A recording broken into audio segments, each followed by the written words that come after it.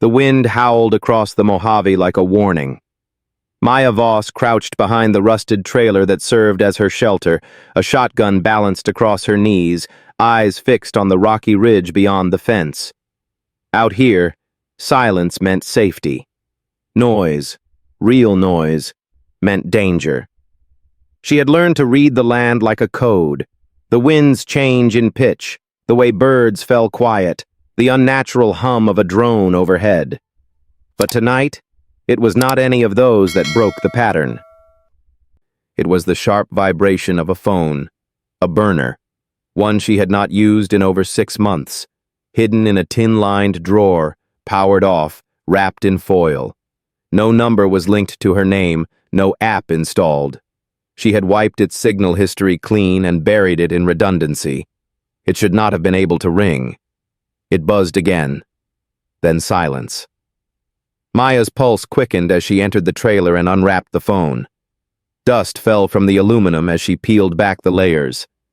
The screen was already lit, one message waiting. From Lena.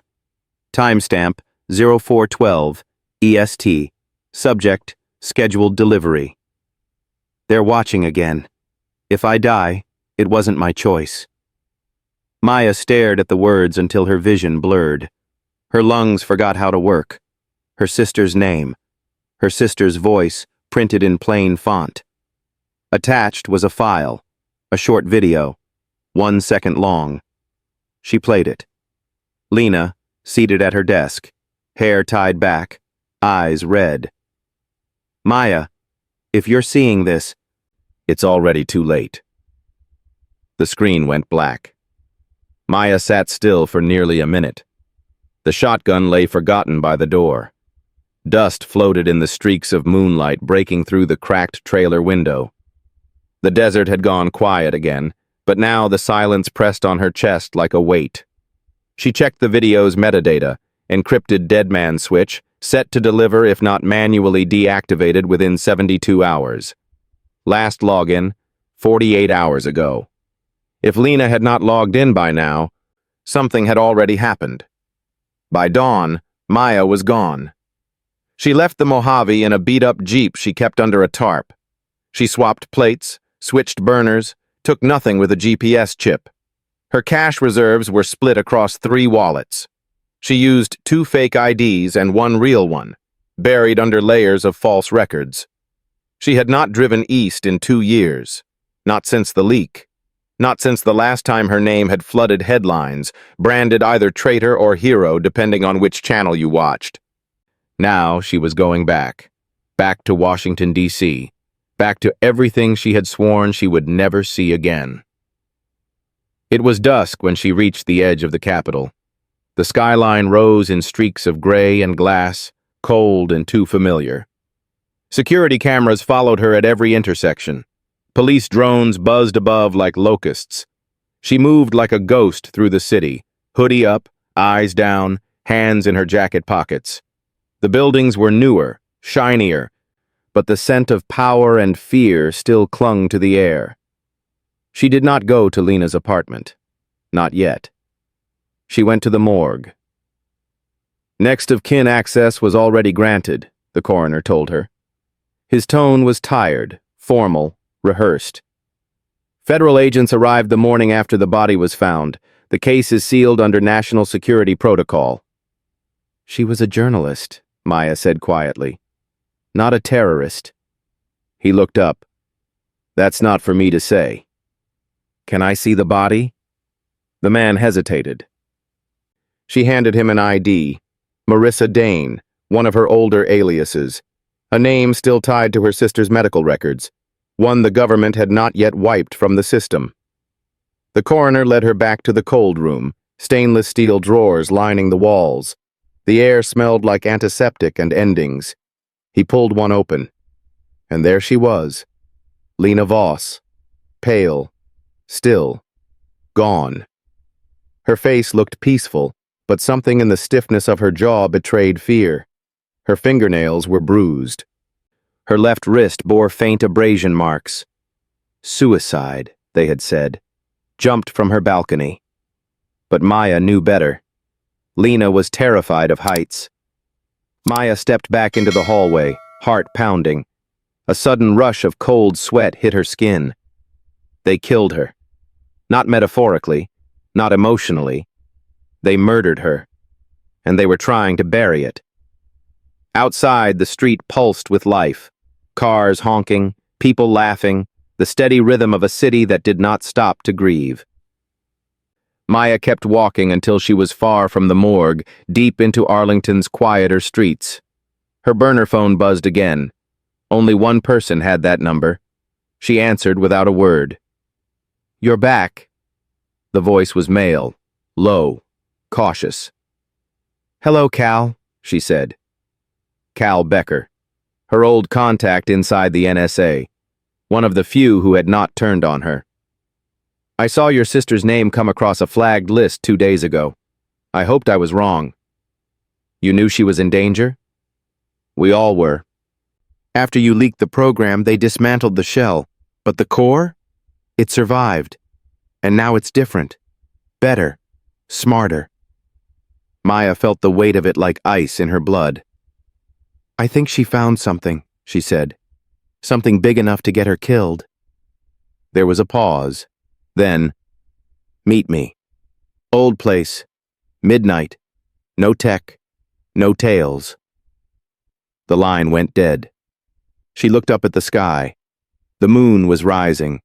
Drones circled like birds of prey, quiet and watching. The silence she had built her life around was broken. Now, the hunt began. Maya arrived in Arlington just before midnight. The air was heavy with humidity, and the streetlights buzzed faintly in the quiet neighborhood. She parked 2 blocks away from the meeting point, a crumbling warehouse that had once stored decommissioned military equipment. It was one of their old dead-drop sites, neutral ground. No cameras, no sensors, just 4 walls and secrets. She left everything behind: burner phone, tracking-prone electronics, even her watch. Her hair was tucked beneath a ball cap, her footsteps silent on the cracked pavement. She slipped inside through a side entrance, flashlight angled downward. "Close it," came a voice from the shadows. Maya turned. Cal Becker stood just beyond the beam of light, tall and lean, dressed like any other federal drone in khakis and a windbreaker. His face looked older than she remembered, gray at the temples, shadows under his eyes. "You look like hell," she muttered. "I could say the same." They stared at each other for a beat too long. There was no trust here, just necessity. "Why Lena?" Maya asked. "What did she find?"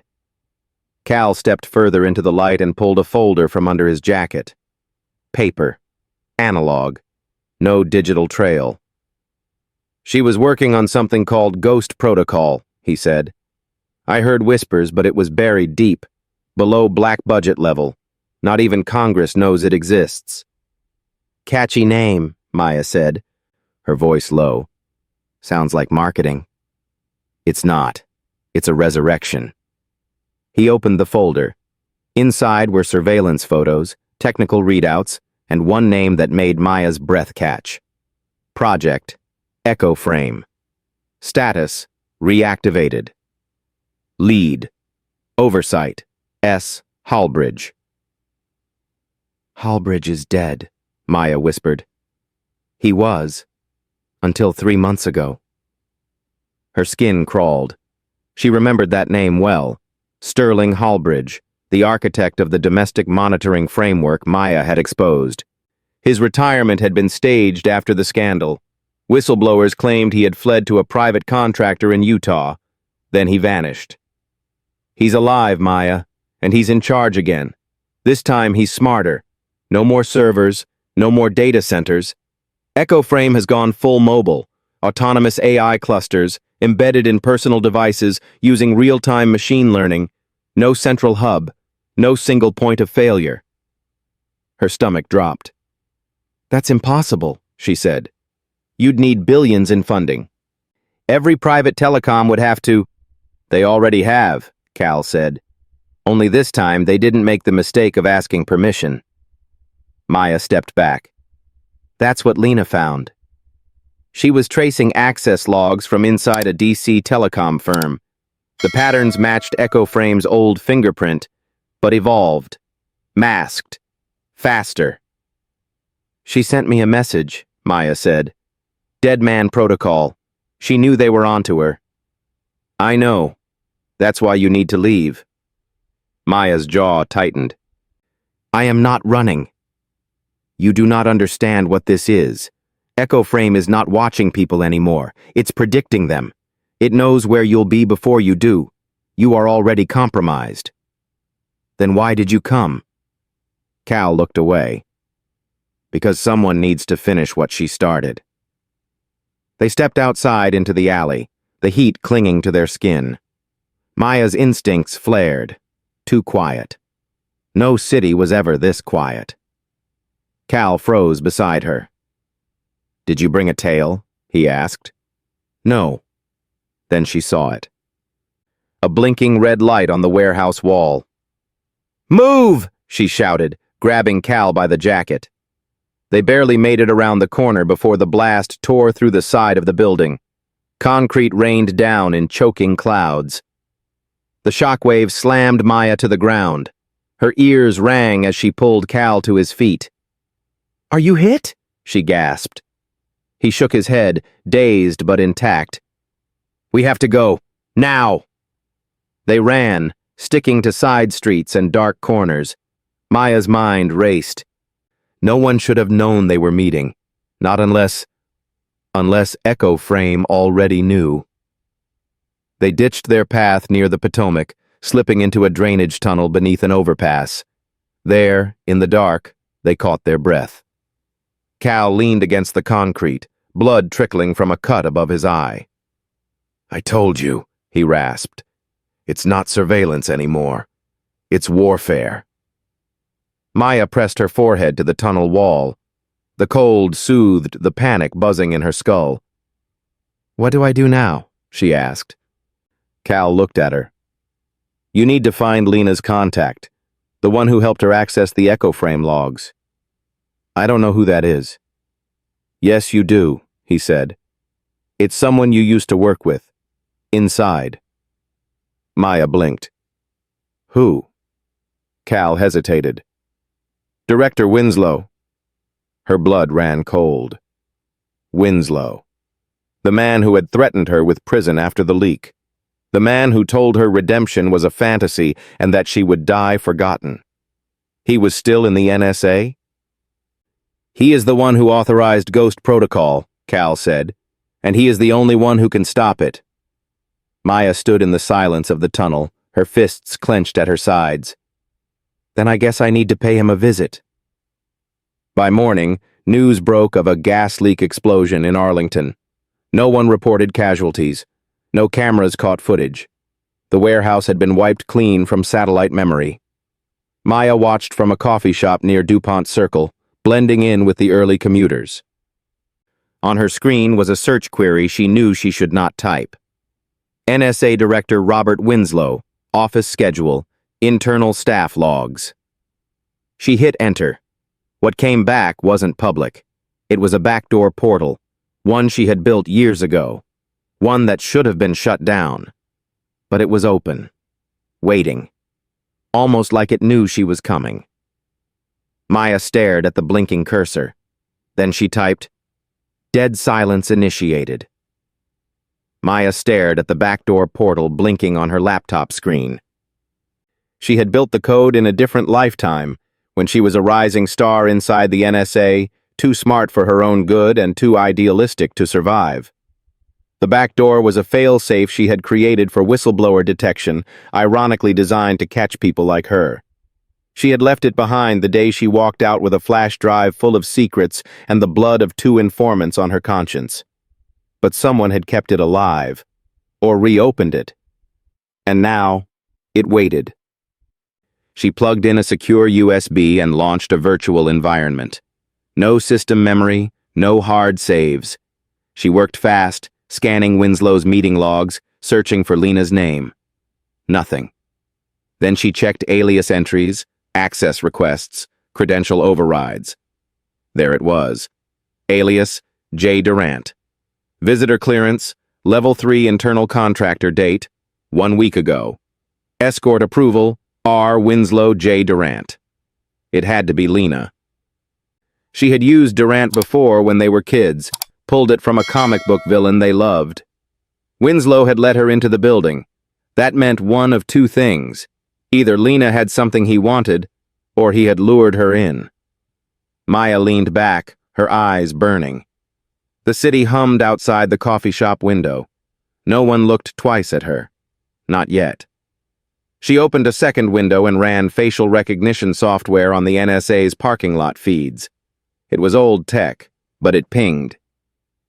Lena had entered the building. She had never come out. By nightfall, Maya was back in the shadows. She met Cal in a public parking garage near Capitol South, where security was light and shadows were plenty. He looked worse than before, limping slightly, jacket torn. "I can get you into the building," he said. "But once you're in, you're on your own. They know your patterns, Maya. You walk like you still work there. You think like a ghost. But they're hunting ghosts now. I only need 10 minutes with Winslow. And then what? Then I decide if I kill him." Cal flinched. "Do not say that, not even as a joke." "I'm not joking." The infiltration began at 2:14 a.m. Cal forged Maya's clearance using an old system override he had hidden during the first leak, a relic from their internal purge. Dressed as a private contractor, Maya breezed through the first layer of security. Her gait was different now, slower, heavier. She carried herself like someone who belonged but no longer cared to be noticed. Inside, the halls were sterile and humming with energy. She remembered these lights, these smells, the low buzz of terminals, the faint scent of ozone from heat-saturated servers. Ghosts moved through her mind, old colleagues, buried arguments, meetings that ended in betrayal. Winslow's office was on the 6th floor. She reached the elevator and swiped the fake badge. The light blinked once, then green. When the doors opened, the hallway was dark. Too dark. A single desk lamp glowed inside the office at the end. Maya's boots made no sound on the polished floor. She stepped inside. Winslow was waiting. He had not aged much. Robert Winslow still carried himself like a judge, stern, unmoved by emotion. His salt and pepper hair was cut short. His tie was loosened, as if this were a casual meeting, not a confrontation with the woman who nearly brought down his agency. "Hello, Maya," he said. "I wondered how long it would take you." "I should shoot you in the throat," she said. "But you won't, because you want answers." Maya kept the gun low. "Did you kill Lena?" "No, but I opened the door for the people who did." It hit like a slap. Winslow leaned back in his chair. She had something. She was too close to the source. They wanted to make an example. They said it would look like suicide. I thought they were bluffing. You let them murder her. He looked tired. You think I control this now? Ghost Protocol is no longer a project. It's a machine. I turned it off once. They turned it back on without me. Then why am I here? He reached into his drawer and slid a flash drive across the desk. Maya stared at it, unmoving.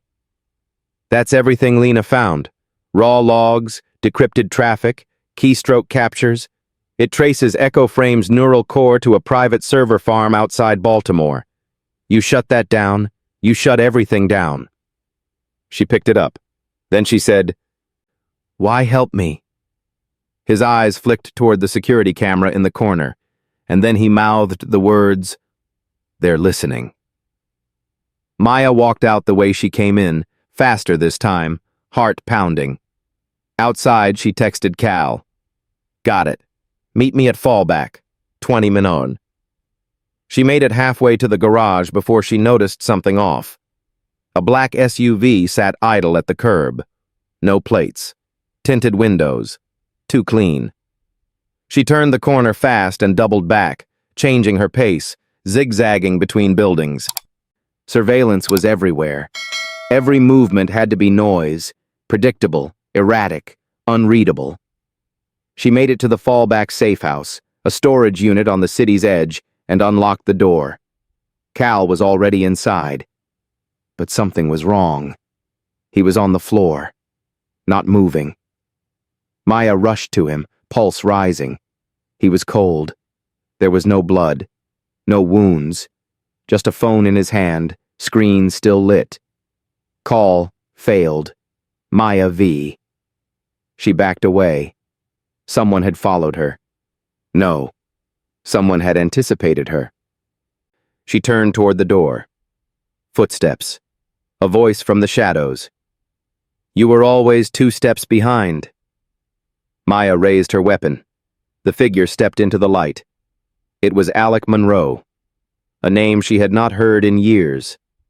Another ghost. A former cybersecurity specialist from her NSA team. A man she had once trusted, until he disappeared just before her leak went public. He was supposed to be dead, and now he was very much alive. Maya did not lower her gun. Alec Monroe stepped forward, unarmed, hands raised. I get it. You want to shoot me, he said calmly. Hell, I probably deserve it. You were reported dead, 6 years ago, desert storming. You vanished without a trace. I vanished because I saw what was coming. She adjusted her grip. Her hand was steady. Her heart was not. You were part of the Echo Frame team. I was part of the exit plan, Alec replied, until I realized there was no exit. There never was. Maya glanced at Cal's body. His eyes were still open, staring into nothing. A man who had risked everything, gone, because she trusted the wrong ghost. Did you kill him? No, Alec said, but I let the people who would find you. That was worse. You're a traitor. I'm a realist. She stepped closer, pressing the muzzle against his chest. Give me one reason not to end this. Alec didn't flinch. Because I am the only one left who knows how to destroy Echo Frame's core, and because Lena trusted me. Maya froze. You were Lena's source. He nodded. She was getting too close. I warned her. She didn't listen. She wanted the world to know. Maya's mind reeled. Lena and Alec? Working together? She died because of you, Maya said. She died because of both of us, Alec replied. But her death won't mean anything unless we finish what she started.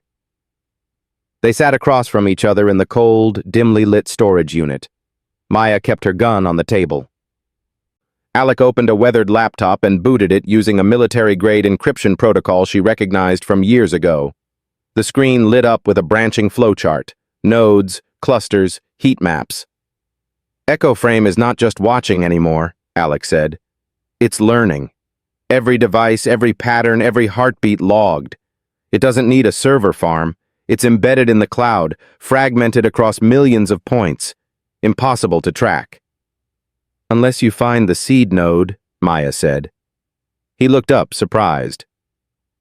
I built the original trace route system, she reminded him, and Lena figured out the new patterns. She died for it. Alec turned the screen. She didn't just trace it, she found it. There, pulsing in red, was a location. Clark Industrial Substation, Edgewood, Maryland. Looks like a power station, Maya said. It's a cover, Alec said.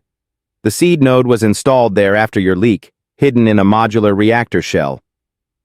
They thought they were clever, shielding it with radiation and classified as energy infrastructure. Lena cracked it. She wanted to hit it herself. And now we will.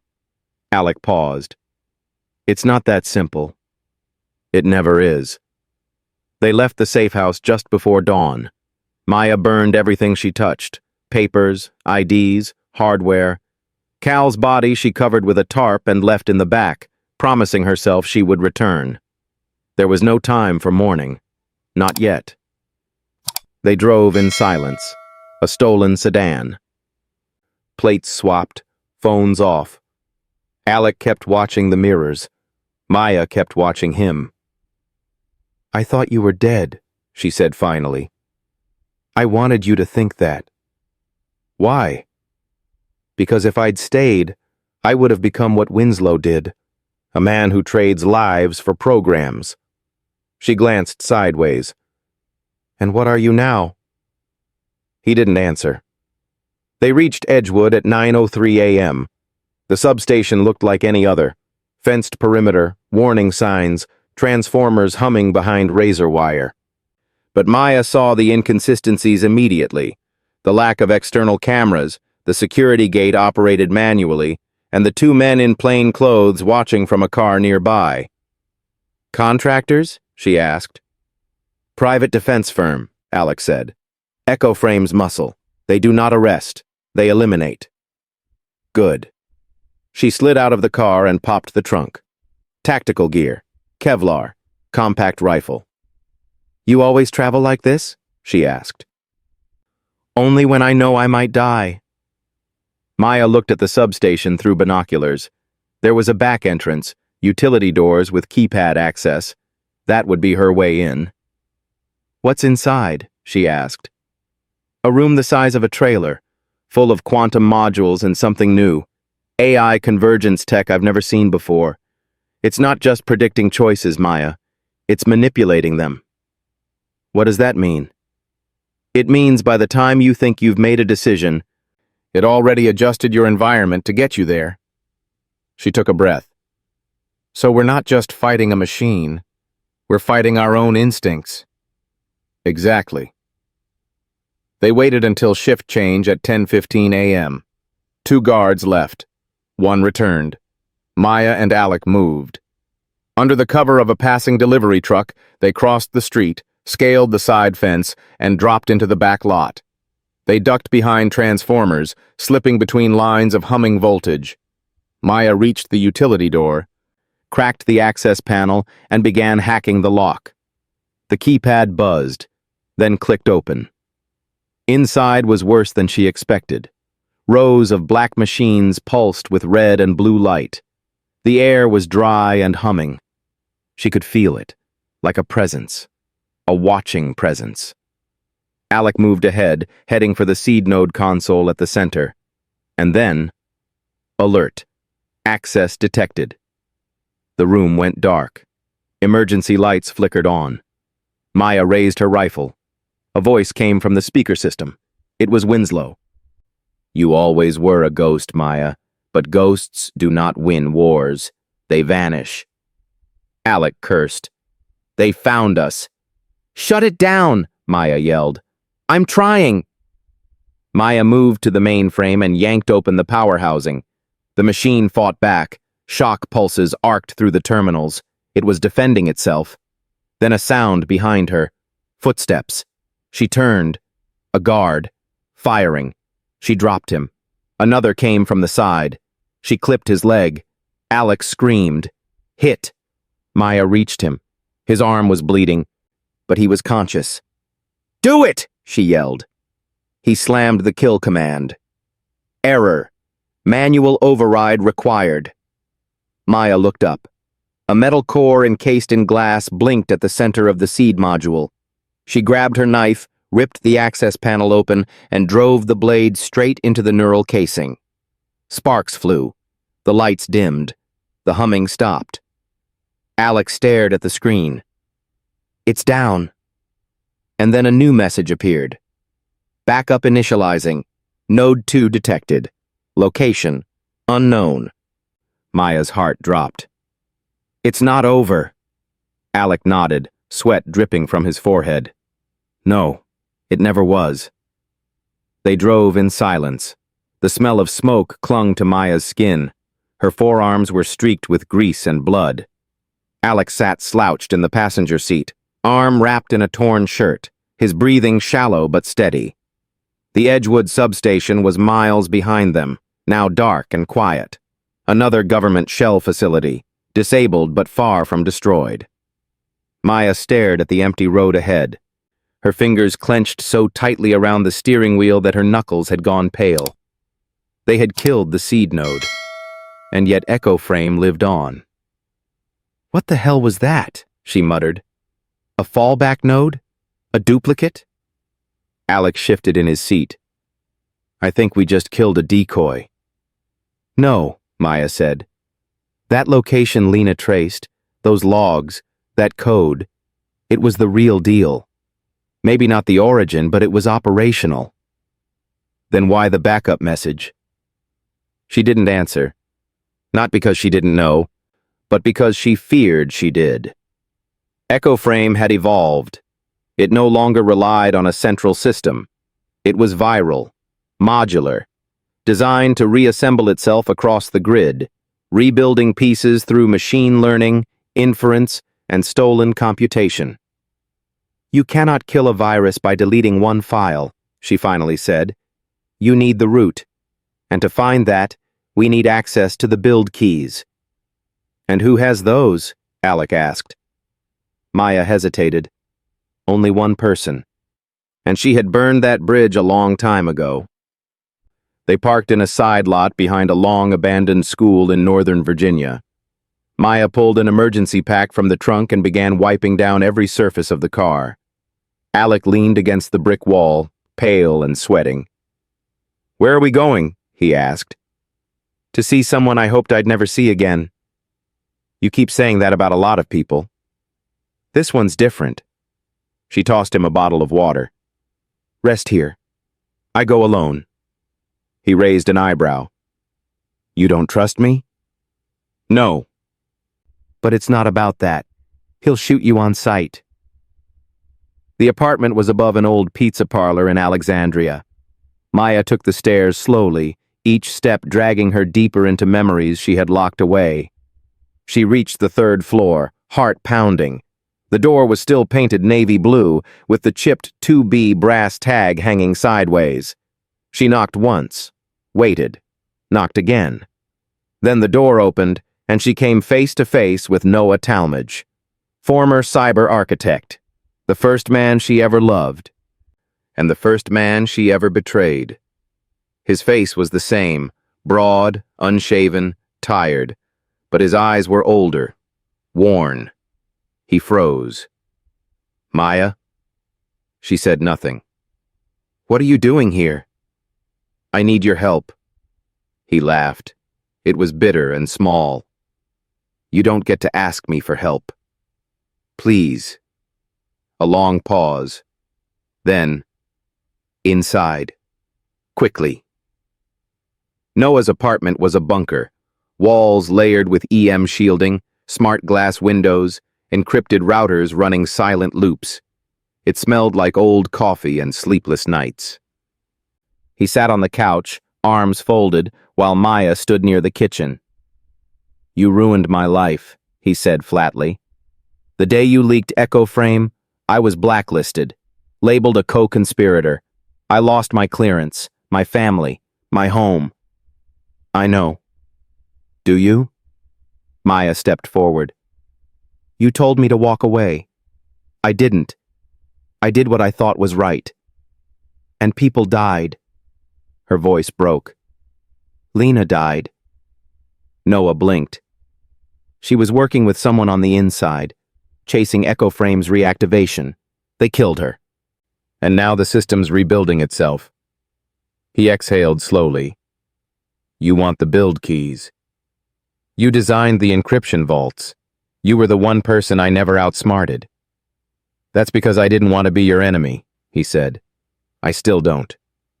Noah stood and walked to a hidden drawer. He pulled out a sleek metal drive.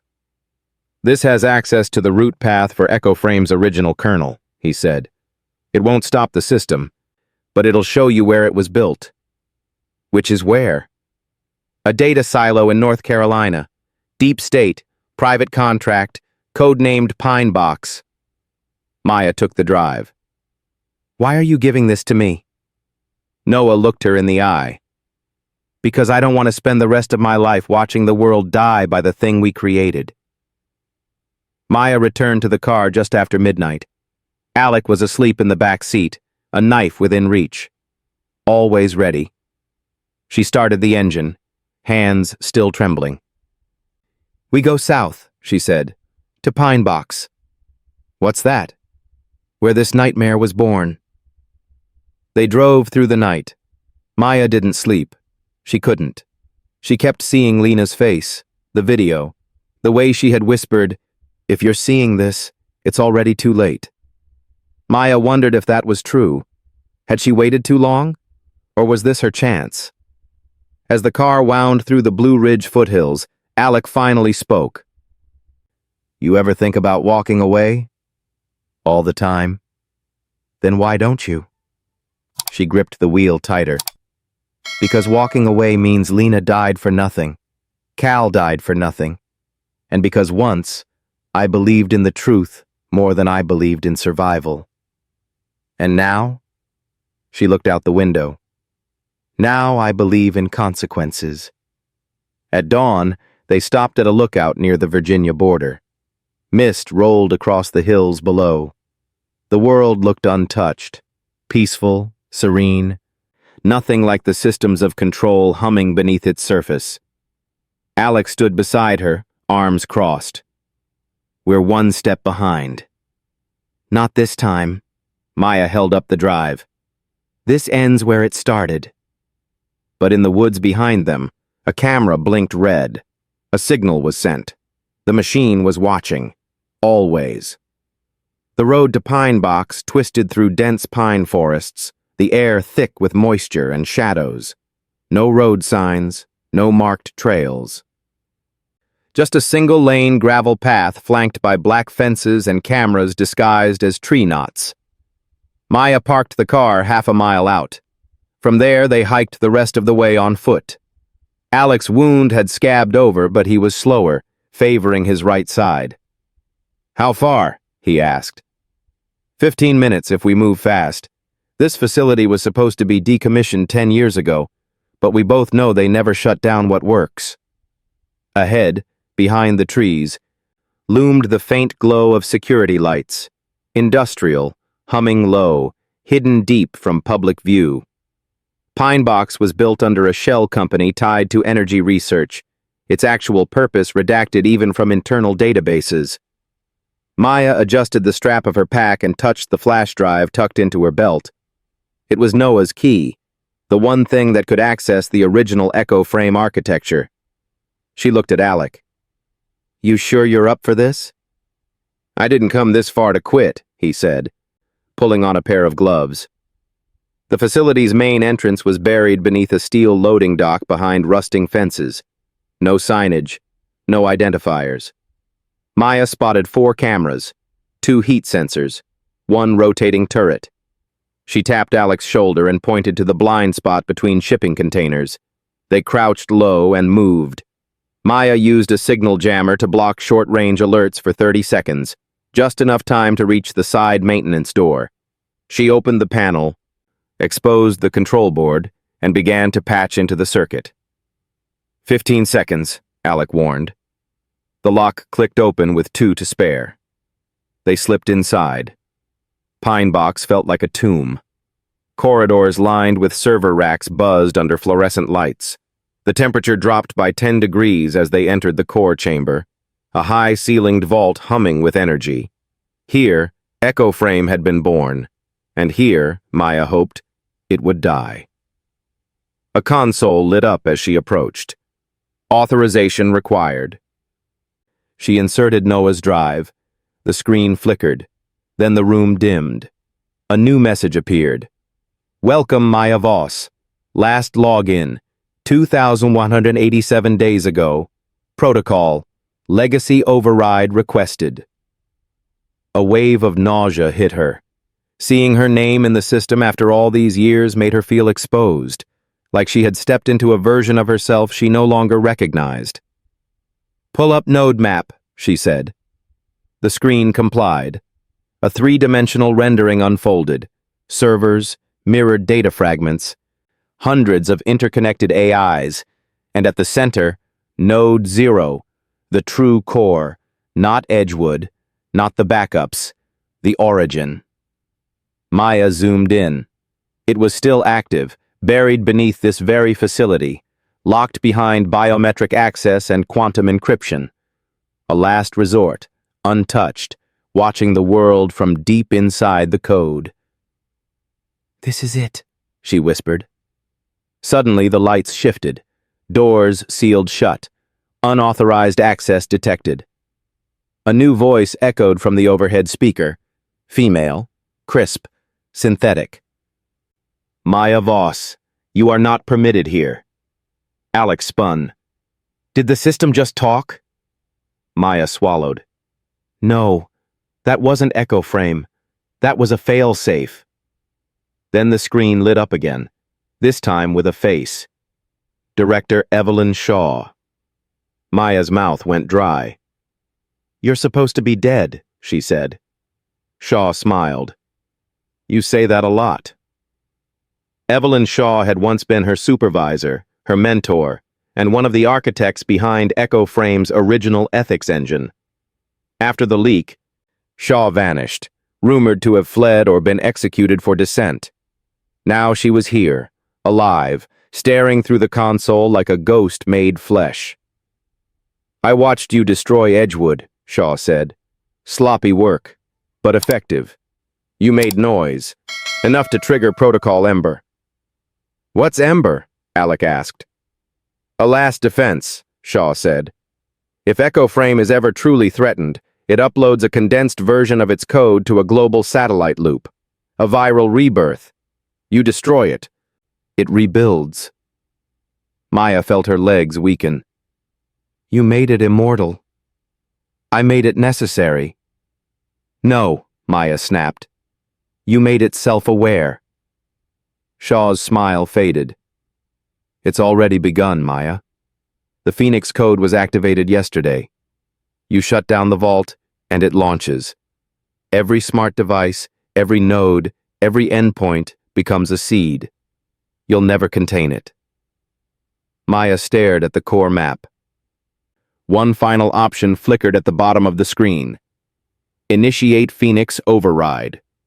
Requires primary legacy biometric plus physical key. Shaw looked into the camera. "You want to stop it? You'll need to destroy the entire facility. Kill the node. Kill me. Burn it all. And you'll be burning the only thing that can hold this world together." Alec whispered, "She's bluffing." "Am I?" Shaw replied. "Why warn me?" Maya asked. "Because part of me still believes in what we built," Shaw said. "And maybe part of me still believes in you." The screen went black. Silence. Maya stood still, the hum of machines beneath her feet like the beat of a heart. "If we do this," Alex said quietly, "we trigger a firestorm. The government will never recover. The world might not either. And if we don't?" A pause. "We lose the last piece of freedom anyone has." Maya opened the panel beneath the terminal and removed the physical override unit. She inserted the biometric chip, placed her thumb on the reader, and keyed in the final command. "Initiate override?" A blinking cursor. A question. Not of code, but of conviction. Maya looked at Alec, then at Lena's locket in her pocket. Then she whispered, "Yes." She hit enter. The ground shook. The core began to hum louder, failing, breaking, imploding from within. They ran. Outside, flames bloomed beneath the earth. Pine trees bent in the shockwave. A column of black smoke rose like a signal, one the world would not ignore. They reached the edge of the woods just as the earth behind them buckled. The facility collapsed inward, buried under decades of lies and machines. Alec dropped to his knees, coughing, blood speckled on his shirt. Maya stood above him, breathing hard, heart hollow. "It's done," she said. "No," Alec whispered. "It's just starting." In a quiet corner of the world, a phone powered on. A flicker of code ran across the screen. Phoenix Loop online. 3 days after Pine Box fell, Maya Voss emerged from the shadows. She stood in the center of the Lincoln Memorial reflecting pool, reporters screaming her name, cameras snapping like thunder, and the rising sun catching the edges of her silhouette. The world had been waiting, wondering who was behind the explosion, the data leak, the sudden crash of dozens of government systems. Now they knew. She wore no disguise. Her hoodie was gone, replaced by a simple black jacket. Her eyes were hollow, but clear. She did not flinch when the first officer approached. "I'm Maya Voss," she said, "and I have something to say." The footage aired within the hour. Maya stood behind a podium on the steps of the memorial, flanked by a few allies. One of them a limping Alec Monroe, his left arm in a sling. The data they had recovered from Echo Frame had been uploaded to every major press outlet in the world. Surveillance blueprints, manipulation algorithms, internal memos authorizing psychological influence over citizens. Most damning of all, recordings of Echo Frame predicting elections, suppressing uprisings before they began, altering feeds, tilting minds. The public response was chaos. Some called her a patriot, others a terrorist. Congress convened emergency hearings. The Department of Defense disavowed everything. The president remained silent, but the truth was out. And once it was out, it could never be unseen. Maya sat on the edge of a motel bed 2 states away, watching the news replay her speech for the 5th time. Alec handed her a cup of coffee and settled onto the second bed, sighing as he leaned back. "You sure about this?" he asked. She nodded slowly. "There's no undoing it now. They'll come after you. We both know that. Let them." Her voice was quiet, resolute. "Do you think it worked? That we really stopped it?" Maya didn't answer right away. Instead, she reached into her bag and pulled out Lena's locket. She opened it, revealing a photo of 2 girls in winter coats, arms around each other, wind in their hair, smiles frozen in time. "She believed it could be changed," Maya said. "That we weren't too far gone. I didn't believe her then, but I do now." Alec looked at her. "You're going to disappear again, aren't you?" She closed the locket. "Not disappear. Just listen for a while." He smiled faintly. Back to the silence. "Dead silence," she said. The world did not heal overnight. Investigations were launched, departments dismantled, contracts revoked. Winslow vanished. Evelyn Shaw, presumed dead in the Pine Box collapse, was elevated to myth by conspiracy theorists. Some believed she survived and went deeper underground. Others claimed she was Echo Frame, and always had been. Maya watched it all unfold from a safe distance. Sometimes she moved through small towns under aliases. Other times she slept in abandoned cabins with a radio scanning the airwaves. She had no phone, no laptop, no signal. But she had the truth. And that, finally, was enough. A month later, she found herself in Arlington again. She visited a small grave, tucked behind a chapel that had never made the headlines. Lena Voss, beloved sister, relentless truth seeker. 1988, 2025. Maya crouched beside the marker, her hand resting on the stone. "I did it, Lena," she whispered. "You were right. They were never going to stop. But we made it harder for them. We made them bleed." The wind shifted, stirring the trees above.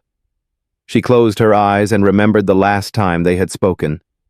Their final argument. The way she had walked away and never looked back. "I'm sorry," she said, voice catching. "I should have protected you." She stood and left the locket on the grave, its chain looped over the edge like a bookmark in a book they had both started, but only she could finish. 6 weeks passed. Then, one night in a diner off Highway 66, Maya heard something that made her blood run cold. A family sat at the next booth. A boy, maybe 12, was showing his father a new smart device, sleek and black with a pulsing red interface. "Dad, look! It tells me what I'm gonna like before I even click." The father smiled. "That's the AI stuff. Real smart now." Maya turned slowly, staring at the screen. The icon pulsed once, then again. She blinked. Echo Frame Core, version 2.0, system learning, active predictive sync, calibrating user behavior. Her stomach twisted. It had survived.